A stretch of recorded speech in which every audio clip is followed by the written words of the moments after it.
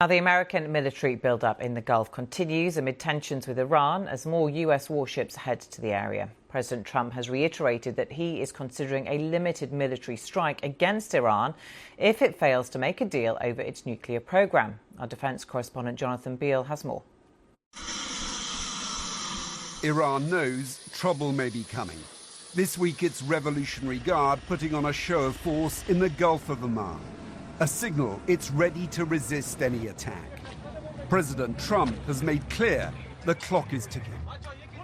We're either going to get a deal or it's going to be unfortunate for them. I would think that would be enough time, 10, 15 days, pretty much maximum.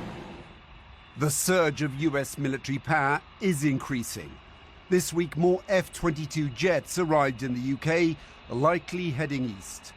The last time they crossed the Atlantic in large numbers was when the US hit Iran's nuclear sites in June.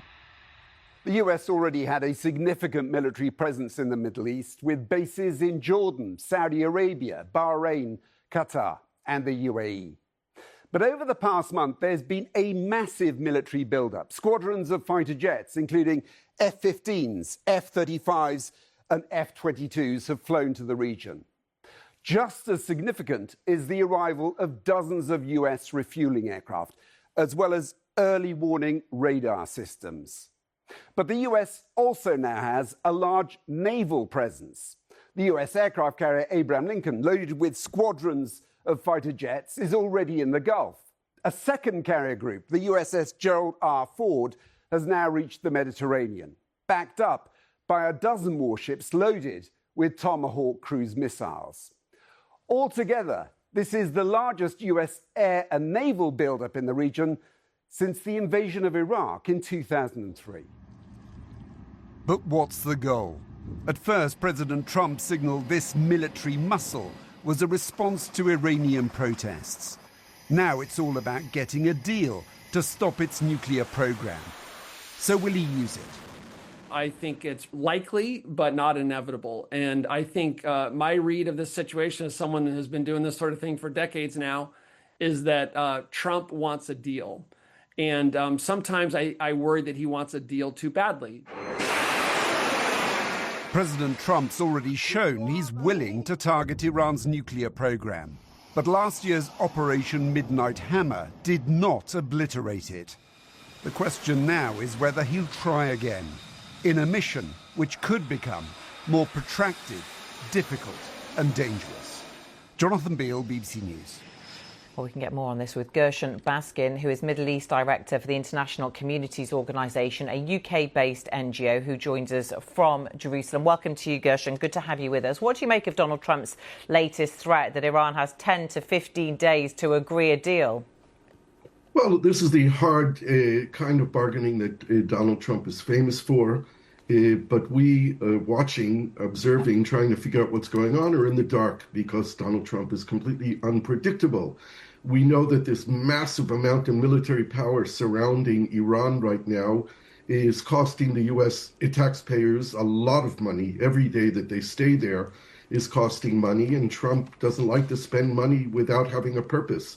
So the threat is real, but it's also apparently real from the work that Steve Witkoff and Jared Kushner are doing, that they're trying to reach an agreement. We just don't know what the extent of those negotiations are. Is it just on the nuclear program? Is it on the ballistic missile program? Is it about the support of Iran proxies in the region? These are the demands that Israel is making, and there's been high-level communication on an hourly basis between the military command of Israel and the United States ongoing for the last few weeks. And what do you make of the military build-up and also the fact that the US does have bases in several Middle Eastern countries there in the region and what their reaction might be? Will he need their support? He will certainly need their support, and what we know is that the United States is building up their defensive capabilities at their military bases in the region because those are easier targets for Iran to hit if the United States should decide to launch a military attack against Iran. The Iranians will probably retaliate by trying to hit the American bases and probably trying to hit Israel as well. What does Israel want out of this? We saw Prime Minister Netanyahu in Washington just in the past week or so. Is it clear yet what impact last year's strikes on Iran actually had on its nuclear program, and therefore what will be needed in Israel's view? Right. I don't think that anyone really knows, except the Iranians, what the extent of the damage was. What the Israelis would want in the maximum is a regime change in Iran, but they know that a regime change can't happen from air attacks. That has to happen on the ground by the Iranian citizens themselves.